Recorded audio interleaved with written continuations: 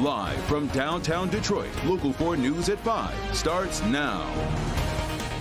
We begin tonight with chilling video released of a deadly encounter in the lobby of the Dearborn police station. Police open fire as a man with a gun attempts to pull the trigger. Thanks for joining us here at 5. I'm Karen Drew, in for Devin Skillian. And I'm Kimberly Gill. That shooting happened back on December 18th. The officer involved has been cleared of any wrongdoing in the incident. The video shows him firing 17 shots in just a matter of seconds after seeing the man try to fire. The chief says that officer followed protocol. Grant Herms is live in Dearborn tonight to walk us through the encounter. Grant.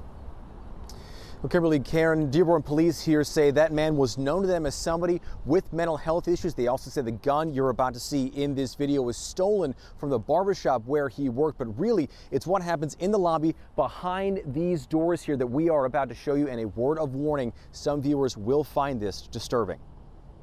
Harrowing video from inside the Dearborn police station. A man walks up seemingly harmless and then pulls a weapon. You can hear officers behind the glass alerting others nearby. The glass, according to the police chief, is bullet resistant and not bulletproof. An officer then slides the window open to fire as the man reloads and his gun jams again. The officer opens fire 17 times.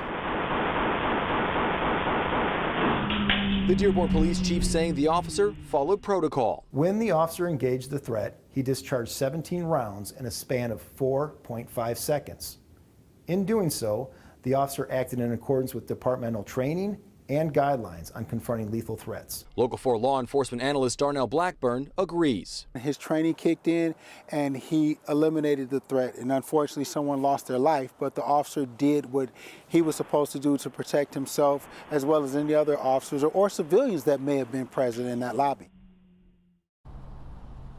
Now, that man who was shot was 33-year-old Ali Naji, and his death sparked outrage in the community as well as a $10 million lawsuit and 2 reviews, one by Dearborn police and one by MSP. Ultimately, today, Wayne County Prosecutor Kim Worthy saying no charges will be filed against the officer behind the glass. Back to you. But why, Grant? Do we have a motive here?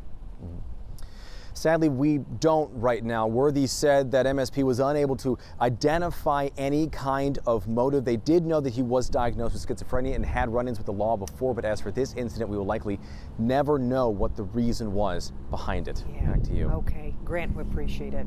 Well, also here at 5 o'clock, Democrats in the Michigan Senate pushed through sweeping changes to gun laws in Michigan this afternoon. And it expands on legislation passed through the House last week. Now, among the changes, every firearm sold in Michigan will now require a background check and new extreme risk protection orders. Mara McDonald live for us this evening. And Mara, these votes went down strictly party lines. That's right, Karen, 20-17 in the Michigan Senate. Let me show everybody what's new. Oh my God.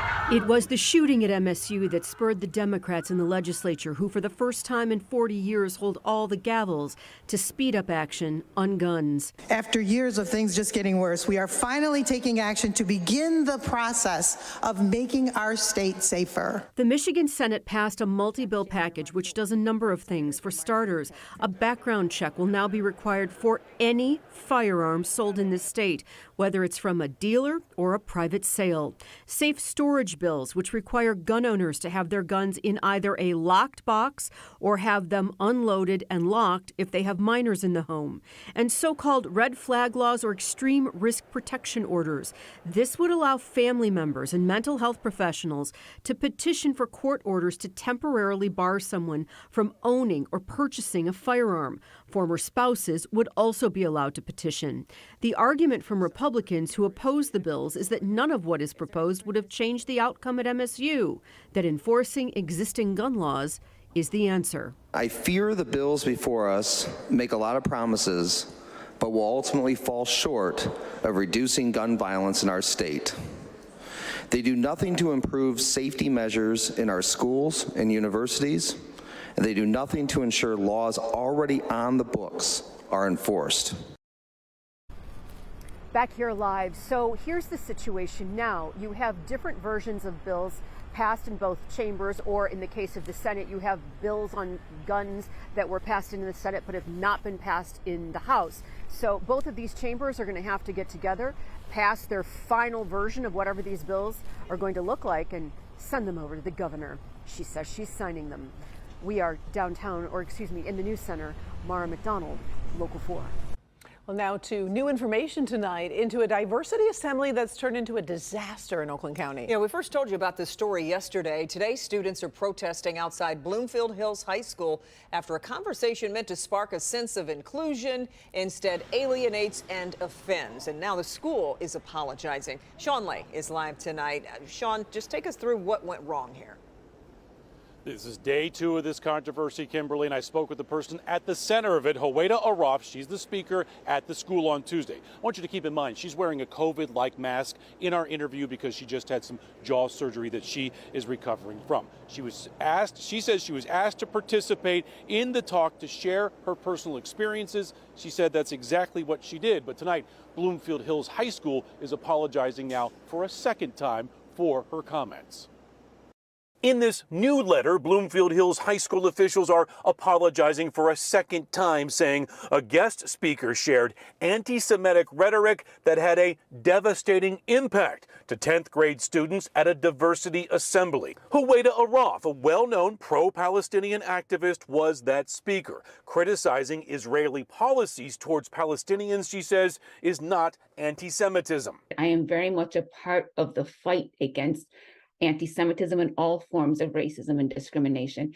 And I came to speak as part of a diversity panel assembly talking about the dangers of racism and making people feel excluded. Some Jewish students say they immediately felt excluded and unsafe. One student asking school officials, quote, "How could you allow a speaker to come to our school, a safe environment, and spread misinformation to hundreds of students who didn't know anything about Israel, now have their first impression of this beautiful country to be something of terror?" That this student felt uncomfortable, I think, is unfortunate, because I spoke from personal experience and I spoke about documented facts. People were criticizing saying that I called Israel an apartheid state. I actually did not say that in any of my talks, but it would have been accurate to say that. We reviewed videos of Araf's talk where she told students about seeing Palestinians suffer from racism, discrimination, and oppressive systems that need to be dismantled. She talked about founding the International Solidarity Movement. She says, at that time, quote, "I remember thinking and dreaming we will have thousands of people who will make like a civilian army that will prevent the Israeli military from demolishing Palestinian homes or invading these villages." Ava O'Mara was also on the diversity panel. She was very specific to point out that it's not anti-Jewish, anti-Semitic, anti-Israel. It's criticizing the policies of the Israeli state. Karen, Kimberly just got another statement. This one is from Bloomfield Hills District, and it reads, Bloomfield Hills schools will investigate reports of discrimination, of hate, and racism of any kind. That's because we just asked the district about, our cameras were there at dismissal today, and it could clearly be heard some students harassing or taunting Jewish students with some more anti-Semitic slurs. Back to you. Probably more to come on this. Okay, Sean, we appreciate it. Well, if your plans take you down a busy stretch of I-94 tonight, you will need to find another way to get there. That's because both sides of I-94 are closing for emergency repairs, and it will stay that way until early tomorrow morning. The eastbound lanes closed at 4. The westbound lanes will shut down at 7. Crews are making repairs to the Liberty Road Bridge after a semi hit the overpass Monday and did serious damage. Ramps in the area are also closing for the night, so everything should reopen, though, by tomorrow morning at 6. Take a look at live pictures from Ironwood in the western UP. It's raining there right now, but tonight into tomorrow, the region could see as much as a foot of snow. Whew. Back here at home, we've got some rain on the way as well. Let's get over to Brandon Rue. He's in for Kim Adams tonight. Brandon?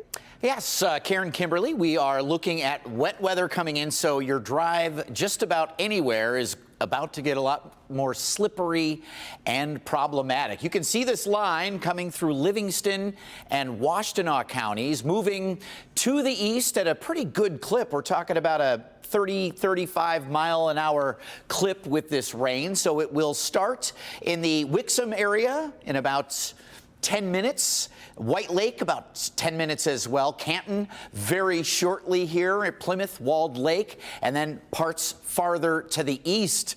More wet weather is coming. So temperatures are mild enough for liquid, not frozen. We have 1, 2, even a third round of rain that we'll be tracking with you right after this break. But in the meantime, if you are heading out and you need that radar, we've got you covered on Forewarn Weather app. Accurate forecast for your neighborhood. It's free. Search WDIV. All right. Thank you, Brandon. Officials still working to find out the extent of the attack. How a cyber attack has stopped almost all activity at a Michigan community college. And bouncing back, how workers at a Metro Detroit restaurant are coming together after a devastating fire. Hank. A heartbreaking story, a local man's battle to get his father's vehicle after he died. Tonight, Help Me Hank coming to the rescue. We're live at 5.